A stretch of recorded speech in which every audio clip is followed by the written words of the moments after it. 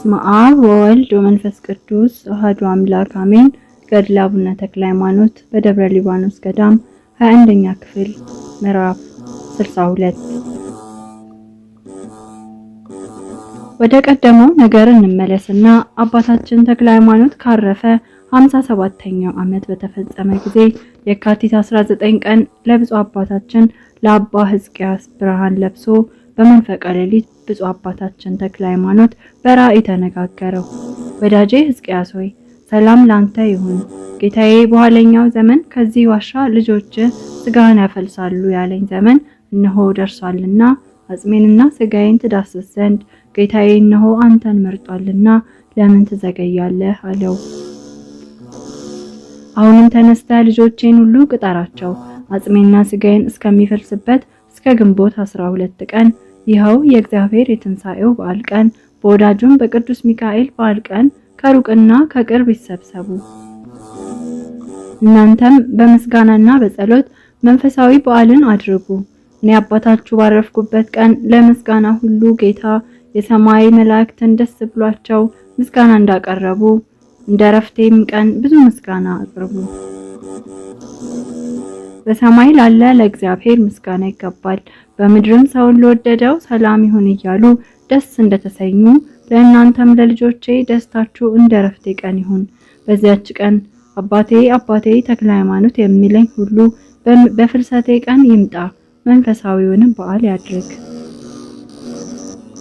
እኔና ቅዱስ ሚካኤል ልጄ ወዳጄ ፊልጶስም ስለኔ ፍቅር የተሰበሰቡትን ሕዝብ ልንባርክ አብረን እንመጣለን።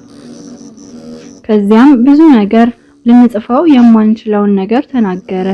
መጽሐፍ የምንሰውረውም የምንገልጠውም አለ እንዳለ። ከዚህም በኋላ አባታችን ሕዝቅያስ ተባረከ። አባቴ ፈቃድህ ይሁን፣ ዳግመኛም አባታችን የምመጣበትን ጊዜ እወቅ፣ አጽሜንም በታቦቱ መንበር ፊት 3 ጊዜ አዙረው አለው። ያን ጊዜም የጠፋው መብራት ይበራል። የሚመጣበትን ጊዜ በዚህ እወቅ። ይህ ምልክት እስከ ዘላለም ይሁን።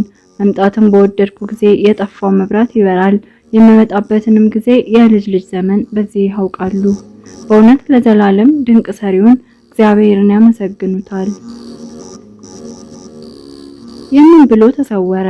አባ ሕዝቅያስም ከዚህ በኋላ ይህንን ተቀብሎ በየሀገሩ ያሉትን የመንፈስ ቅዱስ ልጆቹን አንድነት እንዲሰበሰቡ የአባታችንን ስጋ ከዋሻው ወደ ታላቁ ቤተክርስቲያን ታፈልሱ ዘንድ የተክለ ሃይማኖት ልጆች የምትባሉ ሁላችሁኑ ተሰብሰቡ ብሎ በየሀገሩ መልእክተኛ ላከ።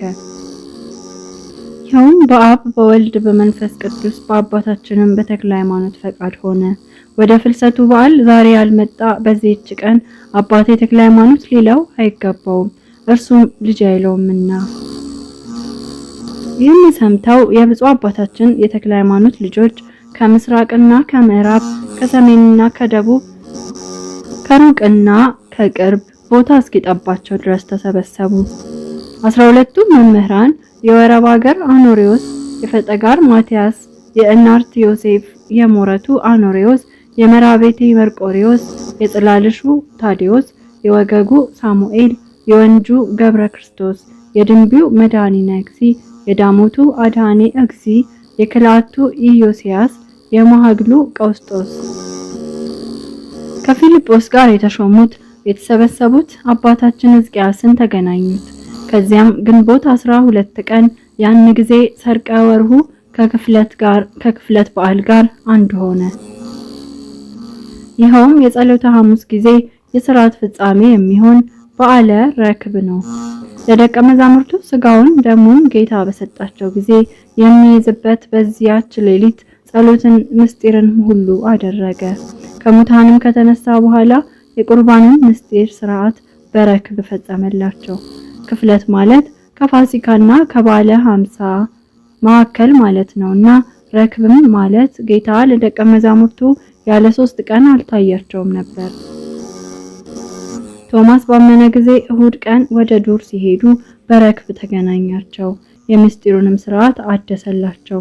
በ40ኛው ቀን ከእነርሱ ጋር ምሳ ሲያደርግ ደመና ነጥቆ ሰወረው። የቅዱስ ሚካኤል በዓል ከብፁዕ አባታችን ፍልሰት ጋር እንደሆነ ከብፁዕ አባታችን ጋር በሕይወቱ ዘመን እንደ ሚዜና እንደ ባልንጀራ ይዋደዱ ነበር። መስዋዕትን በሚያቀርብበት ጊዜ አባታችን ተክለ ሃይማኖት በየሀገሩ ሁሉ በሚያስተምርበትም ጊዜ የመላእክት አለቃ ቅዱስ ሚካኤል ህብስቱን ከሰማይ ያመጣል። አባታችን ተክለ ሃይማኖትም ይቀድሳል። የመላእክት አለቃ ቅዱስ ሚካኤል እንደ ዲያቆን ተንስኡ ለጸሎት ይላል። አባታችንም ሰላም ለኩልክሙ ይል ነበር። ህብስቱንም ፈትቶ የክርስቶስን ቅዱስ ሥጋውን ክቡር ደሙን በስሙ ላመኑት ሕዝብ ይሰጣቸዋል። ስለዚህም የብፁዕ አባታችን የተክለ ሃይማኖት የፍልሰቱ በዓል ከመላእክት አለቃ ከቅዱስ ሚካኤል በዓል ጋር አንድ ሆነ። ለዘላለም በረከታቸውን እግዚአብሔር ይስጠን፣ አሜን። ከዚህ በኋላ 12ቱ መምህራን ተነስተው ከአባታቸው ከሕዝቅያስ ጋር ወደ ዋሻው ሄዱ። የብፁዕ አባታችንን መቃብር ቆፍረው ከመግነዙ ጋር የተጣበቀውን አጽሙን አገኙት። በተቀበረ በ57 ዓመቱ አስክሬኑ ዕለት የተገነዘ ይመስል ነበር። መዓዛውም እንደ ሽቱ ይሸት ነበር። በቀኝና በግራው መስቀሎች ተተክለው ነበር። የወረብ ሀገር አኖሪዮስም የአባቴን አጽም በመሸከም ከኔ በፊት ከኔስ በኋላ ማንም አይቀድመኝም ብሎ ከመካነ መቃብሩ ገባ። መስቀሉንም ከትራሱ በኩል አንስቶ ለአባታችን ለሕዝቅያስ ሰጠው። ለማውጣትም በወደዱ ጊዜ አጽሙ ረገፈ። ከጾም ብዛት የተነሳ በሕይወቱ ዘመን ስጋው አልቆ ነበርና አባታችን አኖሪዮስም እግዚአብሔር እንዲህ ያድርገኝ ብሎ መግነዙን ሳመው። አዲስ በፍታም አምጥተው አጽሙን ለቅመው በትንሽ ሳጥን አስገቡት። መግነዙንም ትንሽ ትንሽ አድርገው ቀደዱት።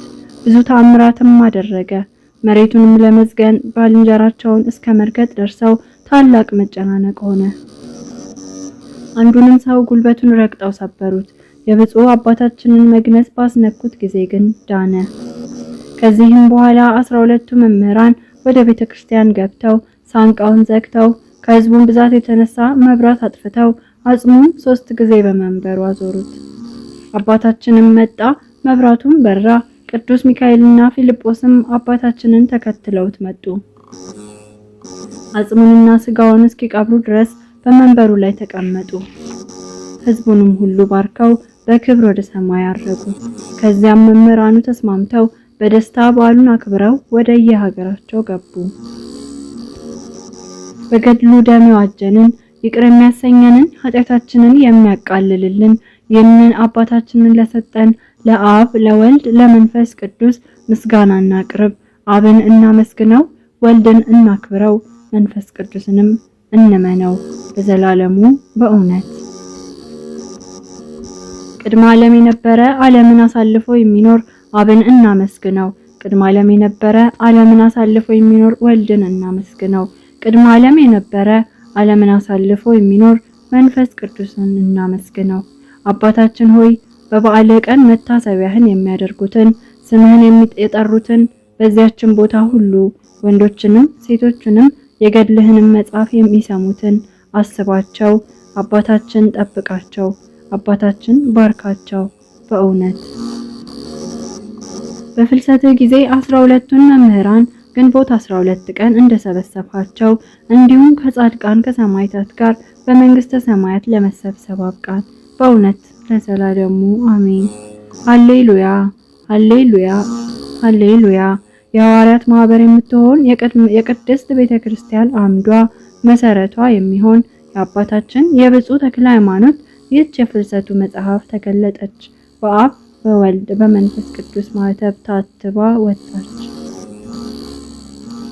ብፁዕ አባታችን ተክለ ሃይማኖት የሸዋ ሀገር መነኮሳት መጀመሪያቸው በመልአኩ እጅ የምንኩስናውን ልብስና አስኬማውን እንደተቀበለ እንደ እንጦንስ አስኬማ ጀማሪያቸው የሚሆን ገድሉን የሚናገር መጽሐፍ ተተረጎመ። ብፁዕ አባታችን የምንኩስናውን ስራ ከአባታችን በጸሎተ ሚካኤል ተማረ።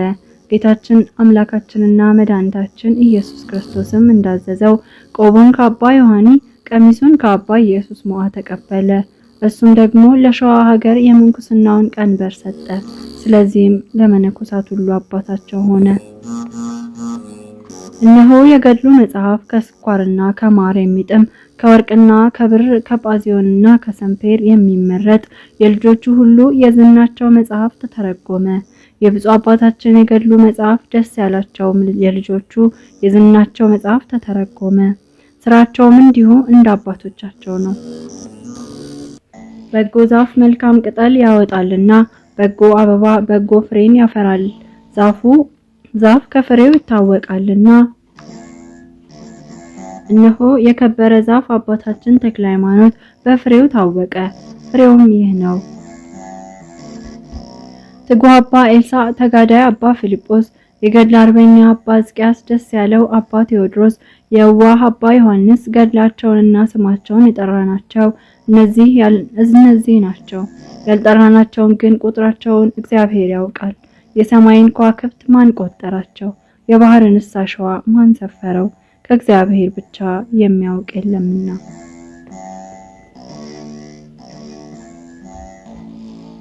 እንዲሁም የብሩክ የተክለ ሃይማኖትን ልጆች ሊቆጥራቸው የሚችል የለም።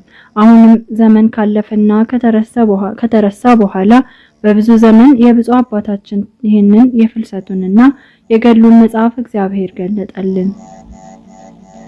ስለ ቅዱሳን ማህበር ጸሎት፣ በአንድነትም ስለሚኖሩት ጸሎት፣ ከበረሃ ባሉትም ምልጃ፣ የቅዱሳንን ገድላቸውን ስለመጻፍ ሲያወጣ ሲያወርድና ሲያለቅስ ስለነበረው ስለ ብፁዕ ዮሐንስ ከማ እንባ እነሆ እግዚአብሔር በብዙ ዘመን ገለጠልን። ይህንን ሁሉ ዘመን ተሰውሮ የኖረበትን ምክንያት ነግራችኋለሁ። የቀደሙ አባቶች የሚያልፈውን ጨለማ ዓለም በመናቅ ከተራራ ወደ ተራራ ሲሄዱ ስለነበሩ በራሳቸው ስራ እንጂ ሌላ በሰራው ስራ መግባት አልወደዱም ነበርና ስለዚህ አልጻፉትም። እነሆ አብ ገለጠልን፣ ወልድ ተረጎመልን፣ መንፈስ ቅዱስም ልብ አስደረገን። ይህንን መጽሐፍ ቅዱስ አልተረጎመውም ብትል ግን አንተ ሰነፍ መጽሐፉን ወስደ ከመጀመሪያ እስከ መጨረሻው አንብበ ከዚህ በኋላ ለጸሐፊው መልስ። አንተም ደግሞ ከምስጢሩና ከንባቡ አንድም ሳይቀር ጠንቅቀ ጻፍ። ጠንቅቀ ብትጽፍ ግን ሐሰተኛ አድርገው።